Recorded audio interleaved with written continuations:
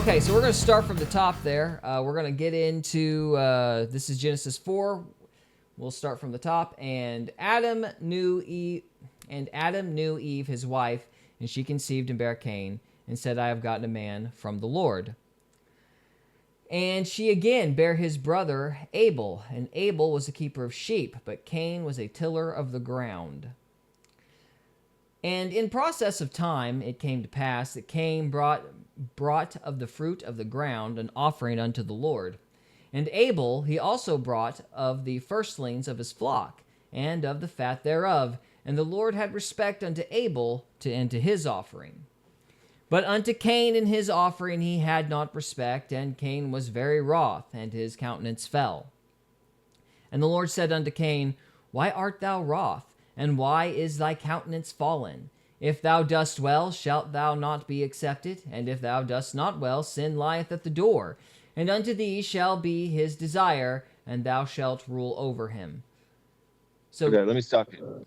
So, this is something that's always kind of like made me wonder. Like, so all through the Old Testament, God wants animal sacrifice from people, right? Right. So why did he turn away Cain's offering? That doesn't line up behaviorally. Well, Cain's offering was like vegetables. It was kind of... The idea is I was always taught was that he was basically offering like his second best stuff, like his leftovers. Yeah. Abel's the one who... So, like, was it not his first fruits? I don't know if it was his first fruits or not. Let's look back and check that. Let's see. It doesn't specify that it's his first fruit. It said, brought of the fruit of the ground an offering unto the Lord. And Abel brought the firstlings of his flock. So, I don't know if there was a best version of fruit he could have provided or not. But traditionally, it's always been kind of assumed that Cain was just offering his leftovers, you might say. But I don't know. It doesn't. The Bible doesn't actually specify that. And I wonder if Abel, when it says brought to God, what does that mean? Does that mean he burned it? Yeah, usually it was like a burnt offering, I believe. But it doesn't specify burnt, does it? No, it does not. So it was some kind of sacrifice, but we don't know. We don't know exactly what it was. So, Christopher Gupton, I have been watching a lot of your guys' content and enjoy it very much. God bless you all, and you are doing some good things. Well, thank you very much, Christopher. I really appreciate it, man. Thank you. We're trying. So we're limping along. So thank you very much. But yeah, I don't think, you're right. It's not a burnt offering. I know that the idea has always been that blood is necessary for the payment of sin. And I think that might have something to do with why God rejected Cain's offering, but it doesn't directly say either way, you know? Yeah. So it just makes me wonder because, like, the earlier in the Bible we get, the more physically God manifests. Mm-hmm. And, like, the further we get in the Bible, the less that happens. So, like, when it says to him, like, he was walking around in the garden. It's like, so when it says they brought it to God, what does that actually mean? Was God still kind of physically here? I've always assumed so. Like God was, like God was still interacting with people. Like, because it's interesting when you look at the Bible as like a whole. There's these periods of time where God will show up a lot, and then there are these, like, I guess you would say, dry spells. So, for example, Gideon, when Judges is talking about the story of Gideon remarks that God hadn't shown up in a while, you know, or one of the judges remarks that God hadn't shown up in a while, and they were wondering, well, where are the miracles of of our fathers and all this? And so it's almost like it happens. He'll show up directly at specific moments in history, and then he'll not be as, like, physically obvious in the world at different points. So Yeah. And it kind of goes back and feels forth. like that in my daily life too. It's like, throughout the year, there are times when it's, life is harder, Yeah. It's kind of seasons and waves. Yeah. Christopher Gupton says, "You're welcome, guys. Much love. Much love to you too, man. Thank you." So yeah, are you ready to keep going? Or you want to explore a little bit more? Okay. Well, that's good because I need to remember where we were at. So, oh, yes, that was what I was going to bring up. The sin lying at the door, knocketh on the door. Yeah. If thou dost well, shalt thou not be accepted. And if thou dost not well, sin lieth at the door. And unto thee shall be his desire, and thou shalt rule over him. So Jordan Peterson, your buddy, had a lot to say on this. So he was talking about that there's some kind of nuance in the language that I'm not familiar with, but he commented that the analogy is almost like there's like this partnership or some kind of desire, like intimate desire for sin at this point, like an intimate relationship with sin. When that analogy about knocking on the door implies a partnership with sin. Like you guys create this, the person and the sin create this inappropriate relationship. So what do you think about that? Read the verse again. Let's see. If thou dost well, shalt thou not be accepted. And if thou dost not well, sin lieth at the door, and unto thee shall be his desire, and thou shalt rule over him. Yeah. Yeah. Well, to me, like, I don't know what the hell Jordan Peterson's talking about. Well, what do you think about it? So to me, it's like, if you do good, cool. If you don't, cool. Learn from it. Like, don't be a bitch about it. Because if you just sit there and wallow in your misery, fleshly desires will be there will tempt you to make yourself feel better. Yeah. Well, I kind of find it interesting that there's this kind of co-mingling concept. So it's like sin lieth at the door, like it's wooing you, and then you accept its call, and then you desire it too, and then there's like this back and forth or this kind of interplay suggested between sin wanting you and you wanting sin and being self-destructive. I don't know. Misery loves company kind of idea. Yeah. Like it's a feedback loop. So, yeah. I don't know. It's just kind of a half-formed idea that I find kind of interesting. All right. And Cain talked of Abel, his brother, and it came to pass when they were in the field that Cain rose up against Abel, his brother, and slew him. And the Lord said unto Cain, Where is Abel, thy brother? And he said, I know not. Am I my brother's keeper? And he said, What hast thou done? The voice of thy brother's blood crieth unto me from the ground. And now art thou cursed from the earth, which hath opened her mouth to receive thy brother's blood from thy hand. So I think that blood crying out from the ground to be kind of a demand for justice and all of that. So you got any thoughts on that point? I think it literally means when innocent blood touches the earth, there's an earthquake. You think it literally means that?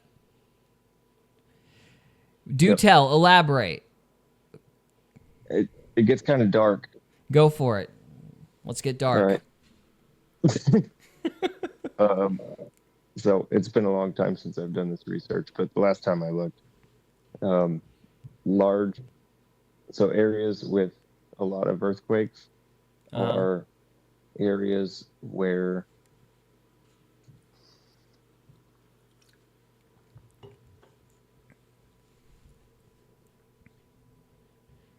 I don't want to talk about it. It's really dark. Well, you opened it up, man. Now I'm all dying of curiosity. You're like, What have I done? What have I done? Yeah. It's too late now. You can't abort. You're in a tailspin. Well, it's funny you say abort. You're talking about child sacrifice then? Yeah. Okay. Yeah, and it's kind of tied to medical establishments that use aborted, you know, things. Okay, so they're using like fetal tissue in certain labs. What? Yeah, You, places that they do that, they have waste, right?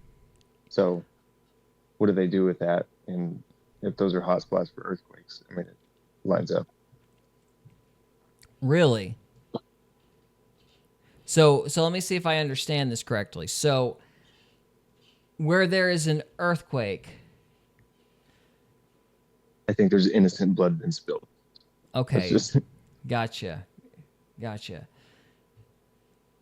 and I think the innocent blood is a very specific part of that. interesting. Well, go on, because Christopher Gupton says, so am I. I really want to hear your opinion.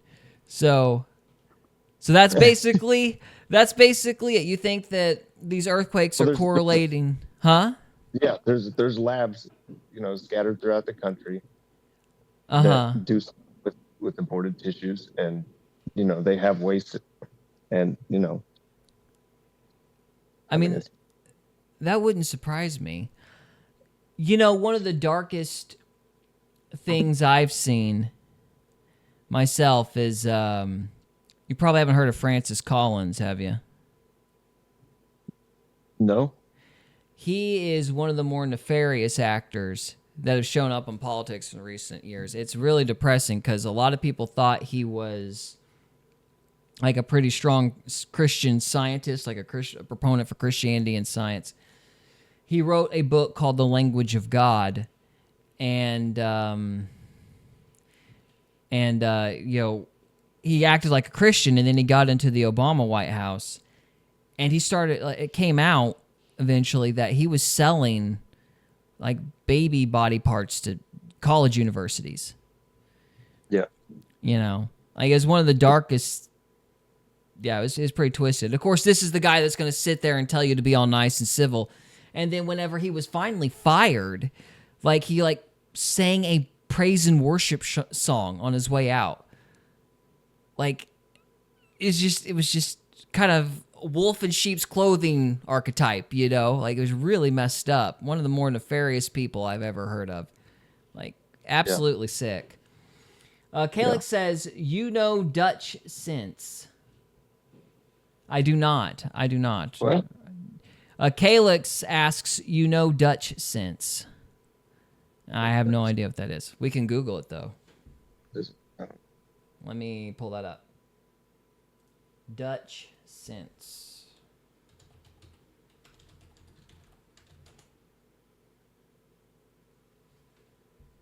Okay, so this is...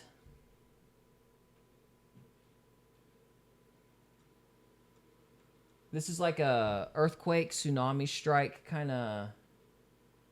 Yeah, let me pull this up here. So, earthquake live stream in the past 48 hours of activity. That is interesting. Wow. Huh. Well, there you go. Can you see that on your share screen, Cody? yeah, it's an earthquake tracking website. Yeah. Well, that's neat, Kalix. Says, yee, bro. And then Christopher Gupton says, honestly, that wouldn't surprise me. That is dark. But unfortunately, the darkness is vastly among us, with many people lost in a sea of evil doings. I completely Indeed. agree. Completely agree. So yeah, and then we have this earthquake tracking site. That is fascinating. I had no idea that was a thing. Huh. Well, all right. Are you ready to move on, Mr. Cody? Yes, sir. I have no idea how my camera looks, but I think all you're good. good, man. I'm just like getting hypnotized by that fire in the background. So Kalix says he's cool. I'm assuming he's referring to Dutch sense. Yeah, that is I'm gonna have to check that out. Pull that up one more time. That is really neat. I'm gonna have to check that out. Huh. All right. So let's see.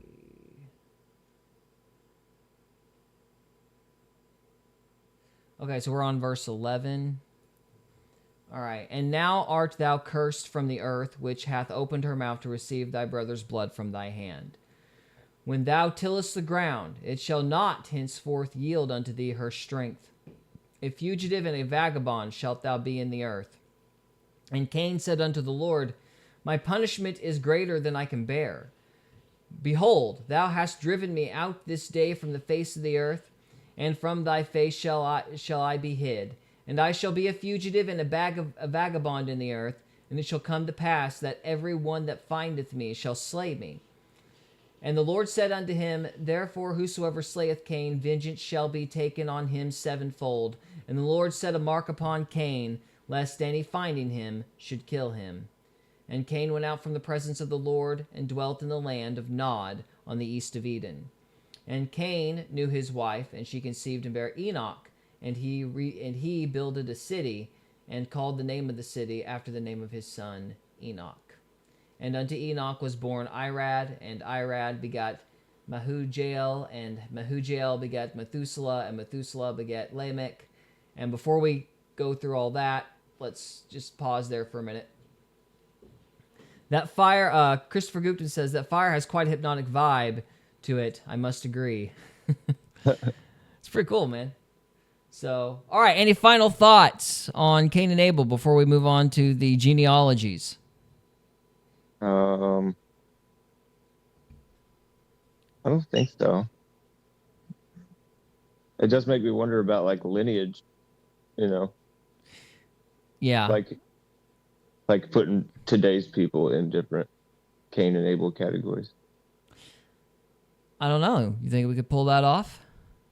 I don't know. It'd be a lot of conjecture. Yeah, I think I agree. So, all right, let's see. All right, so we were on to Lamech. And Lamech took unto him 2 wives. The name of the one was Adah, and the name of the other Zillah. And Adah bare Jabal, and he was the father of such as dwell in tents, and of such as have cattle. And his brother's name was Jubal. He was the father of all such as handle the harp and organ. And Zillah, she also bare Tubal-cain, an instructor of every artificer of brass and iron. The sister of Tubal-cain was Naamah. And Lamech said unto his wives, Adah and Zillah, hear my voice, ye wives of Lamech. Hearken unto my speech, for I have slain a man to my wounding, and a young man to my hurt. If Cain shall be avenged sevenfold, truly Lamech 70 and sevenfold. Now, this is another one of those things Jordan Peterson had a comment on, and for the life of me, I'm blanking out right as it comes out. But it was this idea of trying to prevent escalation when it comes to like murders, I believe. So typically in this time, say one man killed another man, the family that lost the loved one, they might not be content to kill the man that had slayed their relative. They might go and wipe out the entire family. And so this was supposed to be some kind of like, if you try to take vengeance on me, something worse is going to happen to you type of thing. So it was like a way to prevent escalation in tribal war, perhaps. I don't know. I'm probably butchering that and not saying that right at all. But yeah. What do you think this means? This idea of the asking God to, I guess, avenge the murderer. I would say that would be the correct action, because like if you say a guy kills a guy and you kill him, his whole family will have contempt for you, which would be why you would want to kill him and his whole family. But so in the old days, but there will always be a family member that will have contempt for you for taking away their loved one, right? So there's like this constant back and forth of hatred, and there's no stopping it. So when you let the Lord handle it, it's like, the guy kills your family member and gets away scot-free, let God handle it, he'll probably get in a car wreck and get hit by a dump. I lost you on the last bit there, but I think I'm kind of tracking. Like what happened to Bruce Wayne in Batman Begins, when Oh, he was gonna kill the murderer, but God took care of it, kind of thing. gotcha. Yeah. And the Okay. other guy shot him. Okay. Well, Calix asks, how cold is it in there? Then he adds, looks to be 50 or 40 degrees.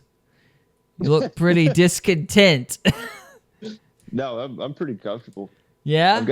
I got this whole corner all I got steel panels all welded all around it, so there's a good radiating heat coming off this whole corner. That's pretty nice, man. But no, it's about 32 degrees outside, so it's a little nippy over on the other side of the room. yeah, it dropped like in Missouri pretty quickly today. So yeah. This stove right here is actually from Missouri. Oh yeah? We got it at an auction there over by Grandma's house. That's awesome. Christopher Gupton says, sorry, by the way, Calix, forgive me for being rude. How are you? Okay. So they're talking amongst themselves. So, and then Calix says, damn. And then God said, no, Bruce, you will dress like a bat and fight crime. God does see and know all, that's for sure. It was 80, and he says it was 82 where he's at. All right. So, okay. Let's see. We're about done with 4. Let me try to figure out where I'm at. Okay, so 770-fold. And Adam knew his wife again, and she bare a son, and called his name Seth. For God, she said, hath appointed me another seed instead of Abel, whom Cain slew. And to Seth, to him also there was born a son, and he called his name Enos. Then began man to call upon the name of the Lord. Then began men to call upon the name of the Lord. So, I'm not sure what that last verse means. Then began men to call upon the name of the Lord. It's like they started to pray. Yeah, that's what I would take it as. Yeah, that's kind of what I'm thinking. So, because like we were talking about, God was more physical in the olden days, and it's just saying as time progressed, he became a more spiritual being, and then they started praying to him or calling for him. Yeah, I think that's probably right. Whereas before, maybe he was just kind of like, I wonder if he was like omnipresent. You're just like in your, in your garden shed getting a rake, and you're like, oh, hey, God. He's just like in your shed with you. Like, he's just omnipresent with everybody all the time. Well, technically he's like that now, so. Yeah, but he would be like physical. Like oh, like physically there, like you could see him right. all the time. Okay. It was definitely a different world. Like the way he interacted at this time's certainly it's like different. Take a nap and you're just like, it's like sorry, I'll just stand here.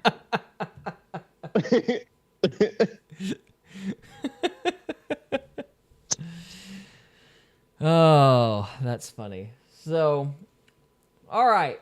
That's 4. I think we're going to go ahead and call it good. We got through that pretty quick, but I don't think we could get through 5 just as quick. So we'll start 5 next week. You have any final thoughts on Chapter 4? I don't think so. Yeah, I don't either. So we're going to move on to Section 2. If you are on the live stream, stay with us. We've still got another 2 segments left. If you are watching this after the fact, thank you so much for watching, and we'll see you next time. Deuces. We hope you enjoyed this episode of Faith, Fiction, and Folklore. If you did, we would love it if you would subscribe to us on YouTube or follow us on Rumble. We can also be found on X, Instagram, and Facebook. And we are available on Spotify, Apple Podcasts, Amazon Music, and iHeartRadio. Thank you again very much for listening, and we'll see you next time.